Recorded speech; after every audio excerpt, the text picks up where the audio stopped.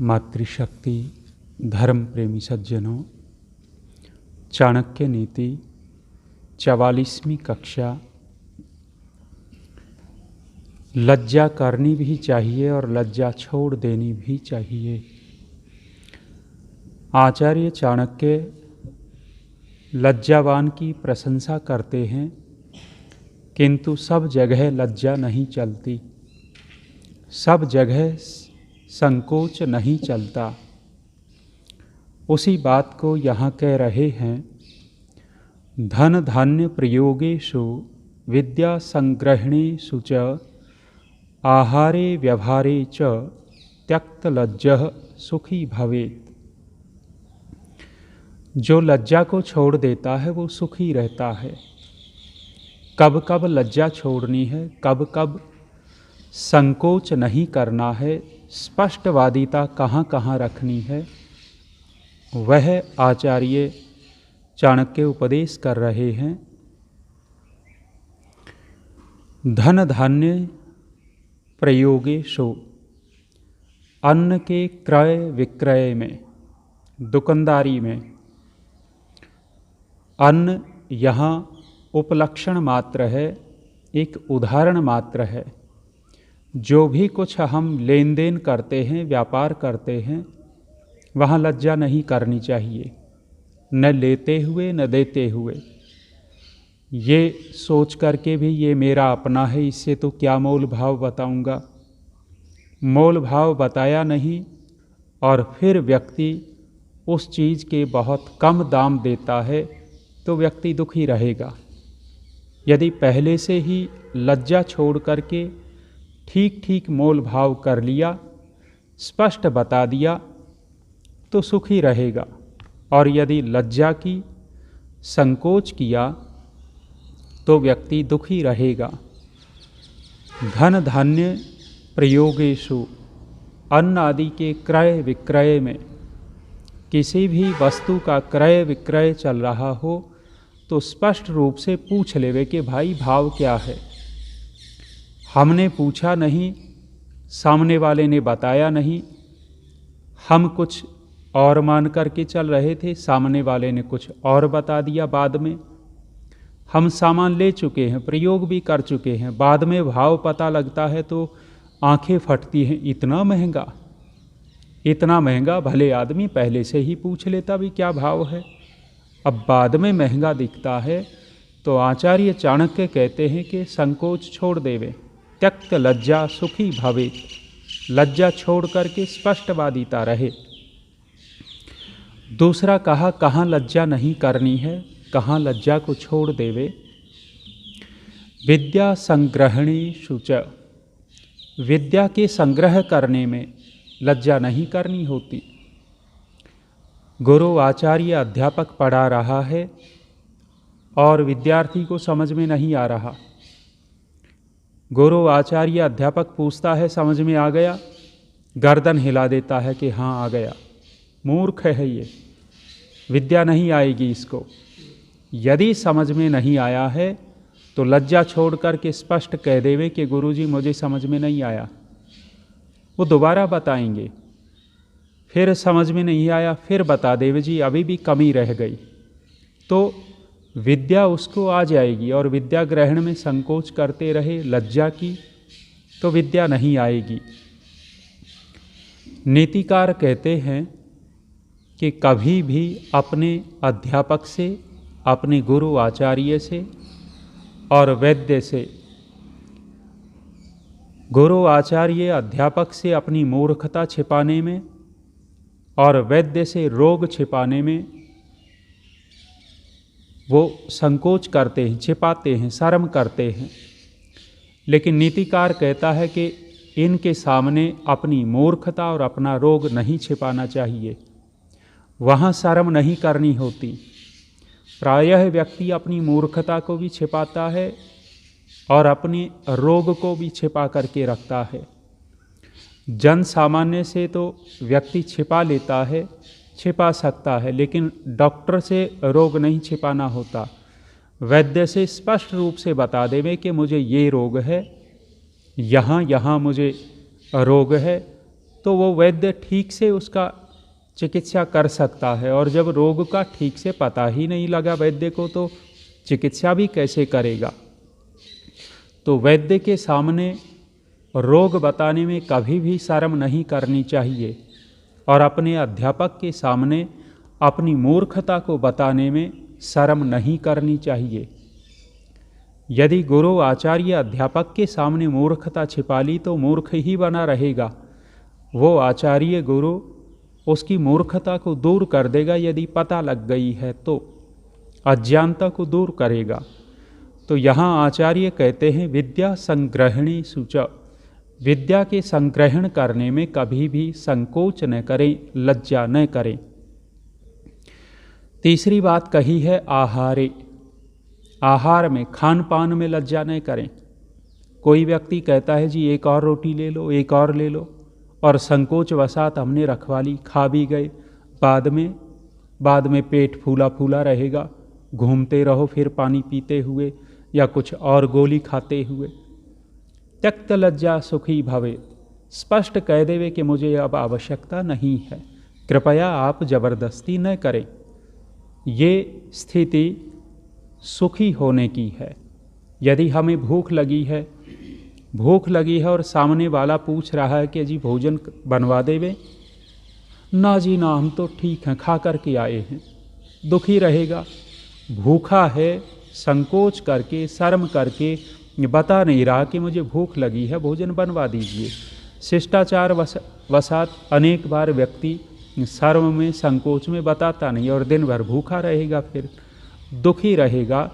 तो आचार्य चाणक्य कहते हैं कि खान पान करते हुए संकोच न करें। यदि आवश्यकता है तो मांग लिया, आवश्यकता नहीं है तो नहीं लेना है। हमारे स्वामी विवेकानंद जी भोजन के विषय में जब कोई भोजन करवाता है तो उस समय वो 2-3 बातें कह दिया करते हैं कि भाई एक बार पूछोगे ठीक है, दोबारा पूछोगे वो ठीक नहीं है, फिर बार बार पूछोगे तो और ठीक नहीं है। और इस विषय में वे कहते हैं कि एक बार पूछना शिष्टाचार, दोबारा पूछना लोकाचार या कुछ बोलते हैं वे, और बार बार पूछना कहते हैं अत्याचार। एक बार पूछ लिया कि आप और रोटी लेंगे, ये शिष्टाचार है, मना हो गया, फिर पूछता है, तो बार बार पूछना अत्याचार कह रहे हैं वे। भाई नहीं खाना चाहता तो वहाँ आहारे त्यक्त लज्जा सुखी भवेत, जो लज्जा को छोड़ देता है सुखी रहता है। इसलिए खान पान में कभी शर्म नहीं करनी होती। चौथा कहा है व्यवहारे, व्यवहार में लज्जा नहीं करनी होती। जो व्यवहार हमें करना है, अनेक बार व्यक्ति अपने माँ बाप के पैर छूने में ही लज्जा करता है। कितनी बढ़िया व्यवहार की बात है कि पिताजी के पैर छू लेवे, माँ के पैर छू लेवे, लेकिन वहाँ शर्म आती है। तो कहा है जो लोक व्यवहार है, शिष्टाचार है, उसमें कभी भी लज्जा न करें। यदि लज्जा करेगा तो दुखी रहेगा। नीतिकार कहते हैं कि चाहे हजारों लोग क्यों न खड़े हों, हजारों की भीड़ को हटाते हुए एक तरफ यदि माता पिता हैं, जा कर के चरण स्पर्श कर लेवे। लेकिन बड़े बड़े आचार्य हमने देखे माँ के पैर छूते हुए शर्माते हैं, दूसरी माताओं के पैर छू लेंगे, दूसरों के बाप के पैर छू लेंगे, लेकिन अपनी माँ के अपने बाप के पैर छूने में इनको शर्म आती है। क्यों? वो हैं, हम जैसे दूसरों के साथ व्यवहार करते हैं अपनों के साथ भी करें। इसको वैराग्य नहीं कहा जाता। कोई ये समझे कि बड़ा वैराग्यवान है, अपनों से दूर रहता है, ये वैराग्य नहीं है। आचार्य विजयपाल जी विद्यावारिधि, गुरुकुल रेवली सोनीपत, वहाँ जब वो पढ़ाते थे तो कई बार विद्यार्थियों के अभिभावक आते थे। आर्ष गुरुकुल है, वैदिक विद्या पढ़ाई जाती है। तो कई विद्यार्थियों के जब अभिभावक आते तो कई सारे विद्यार्थी भाग जाते थे, माँ बाप आ गए मिलेंगे नहीं, भाग जाते। और कोई दूसरे आ जाएं तो उन माताजी को, माताजी पानी लेंगी, माताजी भोजन करोगी, माने दूसरी कोई महिला आ गई है तो उसको माताजी माताजी, दूसरा कोई आ गया तो पिताजी पिताजी, और अपने आ गए तो भाग जाते हैं। आचार्य विजयपाल जी कहा करते थे कि ये वैराग्य नहीं है, ये ढीठता है, क्रूरता है, ये खुद की कमजोरी है। तो व्यवहार करते हुए लज्जा नहीं करनी होती। यदि दादी के पैर छूने हैं तो छूने हैं, माता पिता के पैर छूने हैं तो छूने हैं, बड़े भाई के पैर छूने हैं तो छूने हैं। क्यों शर्म करें हम? बुरे कामों की शर्म होती है, लज्जा होती है। तो आचार्य चाणक्य कहते हैं त्यक्त लज्जः सुखी भवेत्। इन चीज़ों में यदि लज्जा को छोड़ देगा तो व्यक्ति सुखी रहेगा, और इन बातों में यदि व्यक्ति लज्जा करेगा, संकोच करेगा तो दुखी रहेगा। अब निर्णय हमारे हाथ में है कि हमें दुखी होना है या सुखी होना है। लज्जा मनुष्य का आभूषण है, लज्जा करनी ही चाहिए, करनी ही होती है, लेकिन इन चीज़ों में लज्जा ठीक नहीं है, नहीं करनी चाहिए। जहाँ लज्जा करनी है वहाँ आभूषण है, बहुत बड़ा गुण है व्यक्ति का लज्जा करना, संकोच करना। आगे कहते हैं संतोष के विषय में। संतोष बहुत बड़ी चीज़ है। उस संतोष की प्रशंसा करते हुए आचार्य चाणक्य ने लिखा, संतोषामृतं तृप्तानां यत् सुखम शांतचेतसाम न च तद्धनलुब्धानां एतश्चेतश्च धावताम। एतश्चेतश्च धावताम, इधर उधर जो दौड़ भाग में लगे हुए हैं, जो संतोषी नहीं हैं, धन के चक्कर में भागे भागे घूम रहे हैं, उनके लिए कह रहे हैं। कहा जो ये संतोष है, संतोष रूपी अमृत से जो तृप्त हैं, जिसने संतोष रूपी अमृत का पान किया है और उससे तृप्त हो गए हैं, उन्हीं लोगों का मन शांत होता है, चित्त शांत होता है। शांत चित्त वाले मनुष्य हैं, उनको जो सुख मिलता है, जो अनुभूति उनको होती है, वो शांति और आनंद मिलता है। उस प्रकार का शांति आनंद कभी भी धन के लोभी को, इधर उधर जो दौड़ भाग कर रहा है, उसको नहीं मिल सकता। संतोष से चित्त स्थिर होता है, मन जो है विचलित नहीं होता, चंचल नहीं होता। जो उपासना करना चाहते हैं, बहुत सारे लोग हमसे पूछते हैं कि जी संध्या में मन नहीं लगता, ध्यान में मन नहीं लगता। एक बहुत बड़ा कारण है असंतुष्टि। या तो व्यक्ति अपने परिवार वालों से असंतुष्ट रहता है, पत्नी ठीक नहीं है, पत्नी कहती है पति ठीक नहीं है, दोनों में असंतुष्टि चल रही है, तो चित्त स्थिर होगा कैसे? या बच्चों से संतुष्ट नहीं है, रोते रहते हैं, बच्चे ये करते हैं जी, बच्चों को सुधार दो, बच्चों को ये उपदेश दे दो, वहाँ असंतुष्टि है। मन संध्या में लगेगा कैसे? वही मन जाएगा, वही चित्त सोचेगा कि ये कैसे सुधर जाएं, इनको कैसे डांट लगाऊं, कैसे क्या करूं। चित्त वहाँ जाता है, संतुष्टि नहीं है। या फिर जो घर की आवश्यकताओं के पदार्थ हैं, उनसे संतुष्ट नहीं है। इसकी अपेक्षा ये होता, ये गाड़ी न होकर कि वो गाड़ी होती, ये घर न होकर के वो घर होता, मेरे पास ये न होकर के ये हो जाता तो अच्छा था। ये असंतुष्टि जब तक है, चित्त नहीं लगता। जो लोग पूछते हैं जी संध्या में मन नहीं लगता, क्या उपाय बताएं? उपाय तो अपने पास ही होता है, अपने निकट उपाय होता है। यदि व्यक्ति इस संतोष रूपी अमृत का पान कर लेगा तो उसका चित्त जो है वो स्थिरता को प्राप्त होगा। और जो संतुष्ट ही नहीं है, संतुष्टि जिसके पास नहीं है उसका चित्त भी स्थिर नहीं होता। योग दर्शन में महर्षि पतंजलि कहते हैं संतोषात अनुत्तम सुख लाभः। संतोष से अनुत्तम माने जिससे कोई उत्तम सुख नहीं हो सकता वो सुख मिलता है। संसार का सर्वोत्तम सुख संतोष के अंदर है। और महर्षि स्वामी दयानंद जी ऋग्वेदादि भाष्य भूमिका के अंदर इस सूत्र की व्याख्या करते हुए परमेश्वर के सुख की तुलना यहाँ संतोष के सुख से करते हैं। जैसे परमेश्वर का आनंद व्यक्ति को मिलता है, ऐसे ही व्यक्ति संतोष को प्राप्त हो जाता है तो वैसा ही आनंद उसको मिलता है। और किसी नीतिकार ने कहा, अर्थी करोति दैन्यम लब्धार्थो गर्वम अपरितोषम च नष्ट धनश्च स शोकम सुखम आस्ते निस्पृहः पुरुषः। कहा है कि जो याचक होता है, दीनता प्रदर्शित करता है, हाय मैं तो गरीब हूँ, मैं तो बेचारा हूँ, ऐसे दीनहीन ये जो मांगने वाले होते हैं चौराहे पर, रेड लाइट पर, जहाँ था इनका चेहरा देखना, कितनी दीनता चेहरे के ऊपर बना करके मांगते हैं। याचक जो होता है वो दीनहीन बन करके मांगता है। तो जो याचक दीनता प्रदर्शित करता है, धनी गर्व करता है, धनी लोग गर्व करते हैं अपने धन पर और अधिक की इच्छा करते हैं।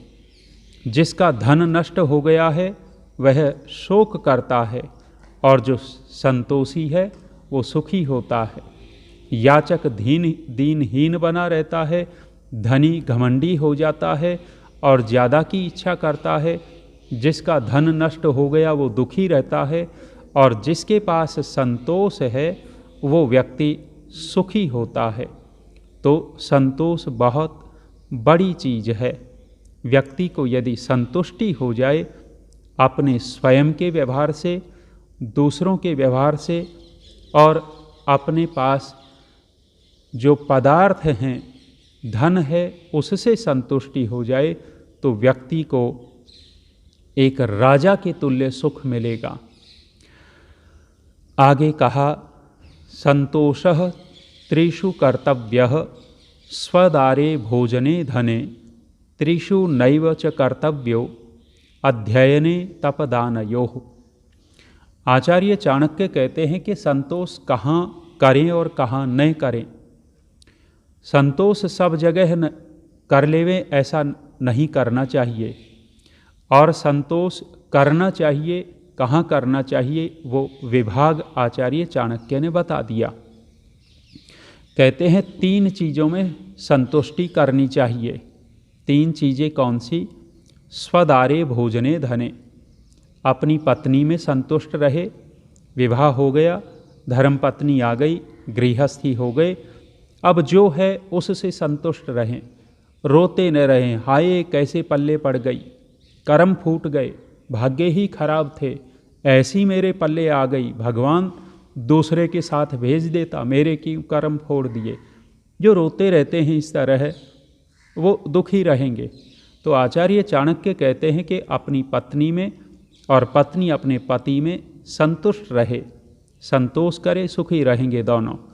दूसरा कहा भोजन में, जो भोजन हमें प्राप्त हो रहा है उस भोजन में संतुष्टि, तृप्ति महसूस करें कि ये भोजन परमात्मा ने मेरे लिए दिया, ईश्वर का बहुत बहुत धन्यवाद है। भोजन से संतुष्ट होगा, सुख मिलेगा। और कहा जो अपने पास धन है, जितना धन है उसमें संतुष्ट रहें, अधिक पुरुषार्थ करें, कमाएं, लेकिन दूसरे के धन को देख देख करके दुखी न रहें। जो हमारे पास है उससे संतुष्टि। और कहते हैं 3 में संतोष नहीं करना चाहिए। कहाँ संतोष न करें? कहा अध्ययने तपदानयोः, विद्या ग्रहण करने में संतोष न करें। बस बहुत हो गया, एक किताब पढ़ ली, अब क्या ज़रूरत है, एक पन्ना पढ़ लिया, अब तो हो गया काम, ऐसा नहीं। आचार्य चाणक्य कहते हैं कि विभिन्न प्रकार के शास्त्रों को विभिन्न प्रकार की विद्याओं का अध्ययन करता रहे। अध्ययन की बहुत बड़ी आवश्यकता जीवन में होती है। बिना अध्ययन के, बिना विद्या के व्यक्ति अधूरा रहता है और स्वयं भी व्यक्ति अनुभव करता रहता है कि मेरे पास ये चीज़ नहीं है। यदि व्यक्ति अध्ययन करेगा तो एक संतुष्टि होती है, एक नई जानकारी मिलती है, नई नई ज्ञान प्राप्त होगा, अंदर आत्मा और मन दोनों प्रसन्न रहते हैं। इसलिए कहा कि अध्ययन में कभी संतुष्ट न रहें। एक पुस्तक पूरी की, दूसरी पुस्तक का स्वाध्याय शुरू कर दिया जाए, वो हुआ, फिर और का स्वाध्याय शुरू कर दिया जाए, फिर से रिपीट कर दिया जाए, आवर्ती हो जाए। भाई 10 पुस्तकें पढ़ी हैं और नहीं पढ़ना चाहते तो उन्हीं की फिर आवर्ती करें, उन्हीं में से और नया ज्ञान प्राप्त होता है। दूसरा कहा तप में संतोष न करें। बस अब तो 10 साल हो गए तपस्या करते करते, अब हम नहीं करेंगे, अब तो सेवा करवाएंगे दूसरों से। ना, तप करना होता है जीवन में। आचार्य बलदेव जी अंतिम समय तक तपस्वी रहे, अंतिम समय तक। अभी पीछे वो झज्जर वाले हमारे श्री ओम जी कह रहे, आचार्य जी सेवा करवाया करो इनसे, श्रद्धा बढ़ेगी। फालतू की बातें हैं ये, सेवा करवाने से श्रद्धा बढ़ती हो, ये मूर्खता की बात है। आचार्य सत्यजित जी कभी किसी विद्यार्थी से सेवा नहीं करवाते थे, लेकिन प्रत्येक विद्यार्थी की श्रद्धा उनके प्रति कितनी थी, बिना सेवा करवाए। ऐसे ही आचार्य बलदेव जी कौन सी सेवा करवाते थे गुरुकुल कालवा में, लेकिन आज हरियाणा का प्रत्येक व्यक्ति आज भी उनके प्रति श्रद्धा रखता है। और केवल हरियाणा का नहीं, दूसरे प्रांत के, दूसरे देशों के लोग आज भी श्रद्धा से नाम लेते हैं। तो तपस्या करनी होती है, और जब व्यक्ति तप करता है तो संतोष न करे कि बहुत हो गया, न, लगातार जीवन भर तप चलता रहे।